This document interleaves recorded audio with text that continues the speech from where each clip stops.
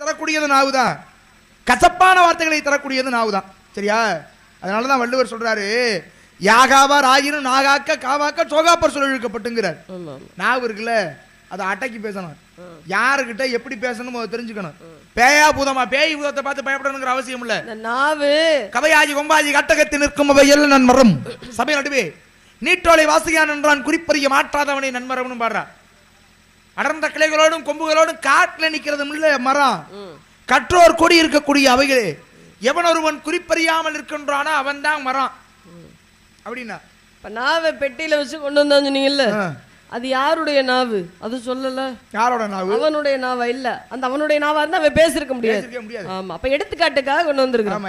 உண்மையிலேயே நீங்க சொன்ன மாதிரி எடுத்துக்காட்டு கொண்டு போகும்போது இங்க கூட வந்துட்டு போயிருக்கு. நாவடக்கம் என்று சொல்லக்கூடியது எல்லோருக்குமே வேணும். ஏன்னா நெல்ல கொட்டுனா அள்ளிடலாம், சொல்ல கொட்டுனா அள்ள முடியாதுன்னு பெரியவங்க சொல்லியிருக்கிறாங்க.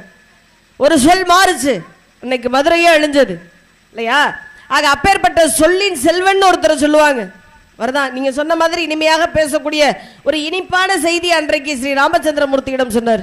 ஆஞ்சநேய பெருமானாகப்பட்டவர் சீதையை பிரிந்து ராமனாகப்பட்டவர் துயரில் இருக்கும் பொழுது சீதையை எல்லா இடத்துலையும் தேடிட்டு வர சொல்லி எல்லா ஆட்களையும் அனுப்பி விடுறாரு. ஒவ்வொருத்தவங்களும் வந்து என்ன சொல்றாங்க, எங்க தேடியும் சீதையை காணவில்லை, சீதைக்கு ஏதேனும் ஆபத்து நேர்ந்திருக்குமோ, சீதை உயிரோடு இருப்பாளா என்னன்னே தெரியலையே அப்படின்னு இந்த மாதிரி வார்த்தைகளை கேட்டு கேட்டே ராமனுடைய மனதாகப்பட்டது புண்பட்டு போயிருச்சோம். ஒருத்தரும் தேடிட்டு வந்தவங்க பூரா இதையே சொல்றாங்க. அப்ப அவர் எதிர்பார்த்தது என்ன அப்படின்றத புரிந்து கொண்டது ஆஞ்சநேய பெருமான். ஆஞ்சநேயன் போயிருக்கிறான், அவனாவது வந்து நல்ல செய்தியை சொல்லுவானா அப்படின்னு பார்க்கும் பொழுது அந்த ஆஞ்சநேய பெருமானாகப்பட்டவர் ராமனுடைய மனதை புரிந்து கொண்டு சீதையை நான் பார்த்தேன் அப்படின்னு சொன்னா, சீதைன்னு ஆரம்பிக்கும் பொழுதே ஸ்ரீ ராமச்சந்திரமூர்த்திக்கு ஏதேனும் மனதில் துயராகப்பட்டது ஏற்பட்டு விடுமோ அப்படின்னு நினைச்சவர் ராமனை பார்த்த உடனே கண்டேன் சீதையை அப்படின்னு முடிச்சிட்டார் இல்லையா? ஆக ஒருத்தருடைய மனதை புரிந்து கொண்டு அவருடைய மனதாகப்பட்டது புண்படாதவாறு பேசக்கூடியது ரொம்ப முக்கியம். அதை நீங்க தெரிஞ்சுக்கோங்க. முதல்ல ஆரம்பிச்சது நான் இல்லைங்க, நீங்க தான். தெரியாததுன்னு ஒண்ணு இருந்துச்சுன்னா இப்ப நான் சொன்னதுல என்ன தப்பு எதுக்குமா சொல்றேன்? சரி அப்படியே வச்சுக்க. என்ன தெரியும் உனக்கு? சரி, உங்களுக்கு எல்லாம் தெரியுமா? அப்படி பேசக்கூடாது. அப்படிதான் பேச. இந்த உலகிலே கற்றது கையளவு, கல்லாதது உலகளவுன்றாங்க. இந்த உலகளவு இருக்கா இன்னும் படிக்காது இருக்கட்டும். அப்படி இருக்கும்போது தெரியாததுன்னு ஒண்ணு இருந்துச்சுன்னா, உனக்கெல்லாம் அவ்வளவு மண்டக்கணம் இருந்துச்சுன்னா இருக்கலாமா? ஊர் ஊரா போய் கலகம் பண்ணி ஒவ்வொரு குடும்பமா கெடுக்கிறீங்களே, உங்களுக்கே இம்புட்டு இருக்கும் பொழுது காட்டுல எங்க அப்பா சொல்ல கேட்டு இங்க வந்து காவல் புரிஞ்சுக்கிட்டு இருக்கீங்க, எனக்கு இருக்காதா? கலகத்தின் பொருட்டு இந்த உலகத்திற்கு நியாயத்தை மட்டுமே வழங்கக்கூடியவன். சும்மா அப்படி சொல்லிக்கிறது, நீங்களா அப்படி சொல்லிக்கிறது அதுதான். தேவேந்திர சபை 12 ஆண்டுகளுக்கு ஒரு முறை கூடக்கூடியது. ஆக அப்பேற்பட்ட தேவேந்திர சபைக்கு நீங்க போன உடனே எல்லோருமே எழுந்து வணங்குவாங்க. உண்மையான ஒரு காரணம். ஆனா எதற்காக வணங்குறாங்கன்றது ஒரு விஷயம் இருக்கா இல்லையா? நான் வந்துட்டேன் நாரதர், அவங்க நினைக்கிறது உங்களை போய் நான் அப்படி சொல்லுவேன்னா, நீங்க எனக்கு தகப்பன் மாதிரி. நான் வந்துட்டேன் நாரதர், மூஞ்சி முகரையும் பாரு, இன்னைக்கு என்ன கலகத்தை அள்ளி வைக்க காத்திருக்கேன்னு தெரியல அப்படின்னு ஒவ்வொருத்தரும் பயந்து உங்களை வணங்குவார்களே தவிர மன பக்தியோடு உங்களை யாருமே வணங்குறது கிடையாது. ஏன் நல்லவர்களுக்கெல்லாம் நல்லவர்களை பார்த்தா பிரச்சனை இல்ல, கெட்டவர்களுக்கு தான் நல்லவர்களை பார்த்தா பிரச்சனை. ஏன்னா கெட்டவர்களுக்கு எப்பொழுதுமே நல்லவர்களை பிடிக்காது. அது எப்படி பிடிக்கும்? யார் மேலே எல்லாம் குற்றம் இருக்கோ, யாரெல்லாம் தவறு செய்கின்றானோ அவன்லாம் ஒரு நல்லவனை பார்த்து ஐயோ நல்ல வராண்டா, அவன் கூட சேரக்கூடாது.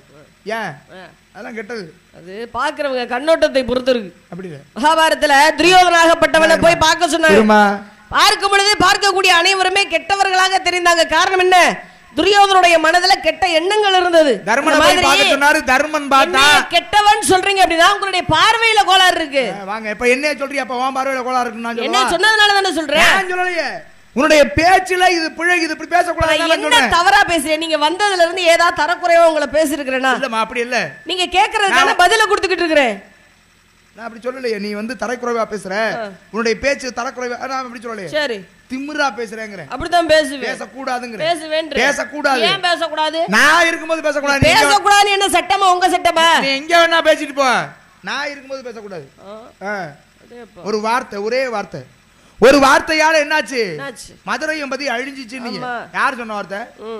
நெடுஞ்செழிய பாண்டிய மன்னனாகப்பட்டவர் சொன்னார், கல்வனை கொண்டு வா அப்படின்னாரு. அவன் பார்த்த ஐய இவன் போய் நம்மனை கொண்டு வந்துட்டாங்கன்னா உண்மை என்னன்னு தெரிஞ்சு போயிடும், அரசர் நம்மளையில கொண்டுருவாரு அப்படின்னு உடனே என்ன பண்ணிட்டான், கொன்றுவான்னு சொன்னாரு அப்படின்னு சொல்லி இருந்த வேலையாட்கள் எல்லாம், அங்கே இருந்த வீரர்கள்ட்ட சொல்லி அவனை கொன்னுட்டே வர சொல்லிட்டாங்க. இப்ப வார்த்தை அங்க மாறல, இவன் மாத்திட்டான். யார் மாத்தினது? யார் மாத்தினது? அங்க இருந்தானே பொற்கொள்ளன். பொற்கொள்ளன் தான் என்ன செய்யறான், வார்த்தையை மாத்தினாங்க. அதே மாதிரிமா ஒரே ஒரு வார்த்தை மாறினதுனால 6 மாசம் தூங்கிக்கிட்டே இருந்தான் ஒருத்தன்.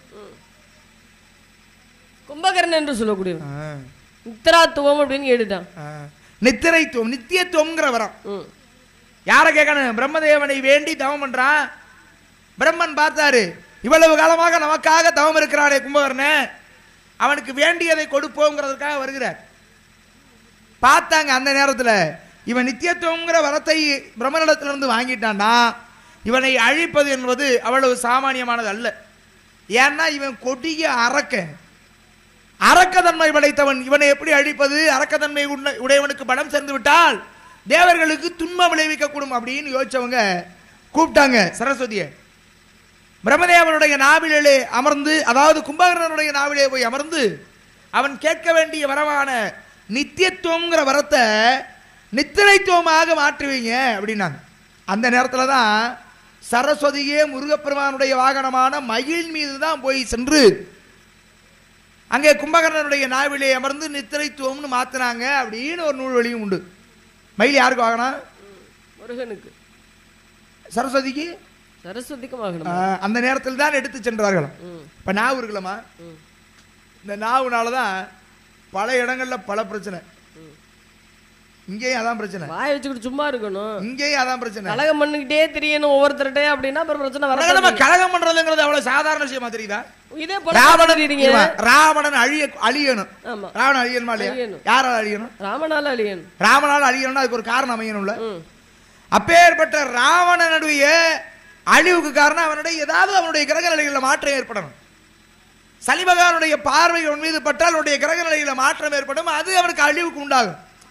இப்ப இங்க உங்களுக்கு ஒரே ஒரு விஷயம் சொல்றேன். நாரதர் செய்த கலகத்தினால, நான் செய்த கலகத்தினால எங்கேயாவது எந்த இடத்துலயாவது ஒரு நல்லவன் பாதிக்கப்பட்டிருக்கானா? என்ன நல்லவன் பாதிக்கப்பட்டிருக்கானா? ஏன் எத்தனை பெண்கள் பாதிக்கப்பட்டிருக்காங்க? எங்க பாதிக்கப்பட்டாங்க? எத்தனை ஆண்கள் பாதிக்கப்பட்டாங்க? சரிமா, எங்க பாதிக்கப்பட்டாங்க சொல்லுங்க. இல்ல சொல்லணும்னு நிறைய சொல்லலாம். ஏதாவது ஒண்ணு சொல்லுங்க. அகலிகையில இருந்து எடுத்துக்கோங்களேன். அகலிகையில இருந்து பிருந்தையில இருந்து எல்லோருமே உங்களுடைய சாவித்திரியில இருந்து எல்லோருமே உங்களுடைய தூண்டுதலின் பேரில் தானே துன்பத்துக்கு ஆளானாங்க. பெருமை அடைந்தார்கள் இல்லையா? அனுசுயா தேவியில இருந்து எல்லோரும் எல்லாத்தையும் சொல்றீங்க. இவர்கள் எல்லாம் பெருமை அடைஞ்சாங்களா இல்லையா? பெருமை அடைஞ்சாங்க. சாவித்திரிங்கிற ஒரு பெண் சாதாரணமாக வாழ்ந்து இறந்திருந்தால் இன்றைக்கு சாவித்திரிங்கிற பெண்ணை பத்தி பேச்சு இருக்குமா? இருக்காது. எவப்பட்டனவரையும் சென்று தம்முடைய கற்பின் மகத்துவத்தினால் எவனிடத்திலே போராடி தம்முடைய கணவன் உயிரை திருப்பி ஒரு பெண் வாங்கிட்டு வந்தான்னா, பெண் நான் எவ்வளவு பெரிய பெண் சுதந்திரம் கொண்டு வந்து தெரியுமா? அந்த எண்ணம் கொண்டு வந்து தெரியுமா? நானு மூத்தோர் சொல்லும் முதலெல்லிக்காயும் முன்னே துவக்கும் பின்னே இனிக்கும் சொல்லுவாங்க. ஆமா, அந்த மாதிரி இருந்தா பரவாயில்ல. புயலுக்கு பின் அமைதி வந்து என்ன பிரயோஜனம்? புயல் வந்தாலே வாரி சுருட்டிக்கிட்டு போயிடும். அதுக்கப்புறம் அமைதியை ஏற்படுத்தி என்ன பிரயோஜனம் தான்? அமைதி வேண்டிதானே வாழ்க்கையை நகருது. என்ன ஒரு பெண்ணாகப்பட்டவன் நினைச்சா அப்படின்னா கண்டிப்பாக எதையும் சாதிக்க முடியும் அப்படின்றது உங்களுக்கு நல்லா தெரியும். இத்தனை பெண்களிடம் போய் போராடி இருக்கிறீங்க, இத்தனை பெண்களுடைய வாழ்க்கையில விளையாண்டு இருக்கீங்க. இது உண்மையான ஒரு விஷயம். பேச்சோட வச்சா நீ வாட்டுக்கு இத்தனை பெண்ணோட வாழ்க்கையில விளையாண்டுருக்கீங்க. ஐயோ, நீங்க பிரம்மச்சாரி, உங்களுக்கும் பெண்களுக்கும் அப்ப என்ன பெண்களுக்கு சம்பந்தம் இல்லைன்னா அப்படி நீங்க எத்தனை பெண்களோட வாழ்க்கையில விளையாண்டுருக்கீங்கன்னா என்ன பேசுது? இல்ல இல்ல, அப்படி கிடையாது. நீங்க பிரம்மச்சாரி இல்லை, உங்களை போய் நான் அப்படி சொல்ல மாட்டேன். சொல்றேன் ஒரு பேச்சுக்கு. என்ன பேச்சுக்கு விளையாண்டுருக்கானா? ஒரு பெண்ணாகப்பட்டவன் விட்டு கொடுத்து போகணும் அப்படின்பாங்க. என்ன காரணம்? நீங்க கோவலனை பத்தி பேசுறீங்க பார்த்தீங்களா? கோவலனை பத்தி பேச உடனே எனக்கு ஒரு விஷயம் ஞாபகம். இந்த கோவலன் என்ன செய்த அப்படின்னா, கண்ணகி திருமணம் முடித்துக் கொண்டு இருவருமே இல்லற வாழ்க்கையில நல்லபடியா தான் வாழ்ந்தாங்க. வாழும் பொழுது இந்த கோவலனாகப்பட்டவன் என்ன செய்தா அப்படின்னா, மாதவியை திருமணம் முடிக்கிறான். திருமணம் முடித்ததற்கு பிற்பாடு கண்ணகி விட்டுட்டு போயிடுறான். 12 வருட காலமாக கண்ணகியை வந்து பார்க்கவே கிடையாது. இந்த பெண் என்ன செய்யறா? தன்னுடைய கணவனை நினைச்சு எப்படா தன்னுடைய கணவர் வருவாரு அப்படின்னு கணவனுடைய வரவை எதிர்நோக்கி காத்துக்கிட்டே இருக்கிறா. இப்ப தன்னை விட்டு போய் 12 வருட காலம் ஒரு கணவனாகப்பட்டவன் வேறொரு பெண்ணுடன் இருக்கிறான் அப்படின்னா, இந்த காலத்து பொம்பளை பிள்ளைகளா இருந்தா என்ன செஞ்சிருப்பாங்க? தலையில அம்மி கழுத்தி போட்டு கொண்டிருப்பேன் நான்லாம். ஆனா கண்ணகி என்ன செய்தா? கணவனுக்காக காத்துக்கிட்டு இருந்தா. அதே மாதிரி கணவனும் வந்தான். வந்தவன் என்ன செய்யறான், கண்ணகியை பார்த்த உடனே அலங்கோலமாக இருந்தாலும், ஏன்னா ஒரு பெண்ணாகப்பட்டவள் தன்னை அலங்காரப்படுத்திக் கொள்கிறாள் அப்படின்னா யாருக்காக? கணவனுக்காகத்தான். கணவனே இல்ல, அதற்கு பிற்பாடு நம்மளை எதுக்கு அலங்காரப்படுத்திக்கிறோம் அப்படின்னா அலங்கோலத்துடன் இந்த பெண்ணாகப்பட்டவள் கண்ணீரே வடிவாக வீட்டில் அமர்ந்திருக்கிறார். அந்த நேரம் பார்த்து இந்த கோவலனாகப்பட்டவன் வர்றான். வந்த உடனே இந்த பெண்ணாகப்பட்டவள் எழுந்து நிற்கிறார். எழுந்து நின்று தன்னுடைய கணவனை பார்த்து ஒரு வார்த்தை சொல்றான். அந்த வார்த்தையிலேயே கோவலன் செத்துட்டான் அப்படின்னு அழகாக இளங்கோவடிகள் சொல்லியிருப்பார். ஏண்டா உனக்கெல்லாம் வெக்கமா இல்ல?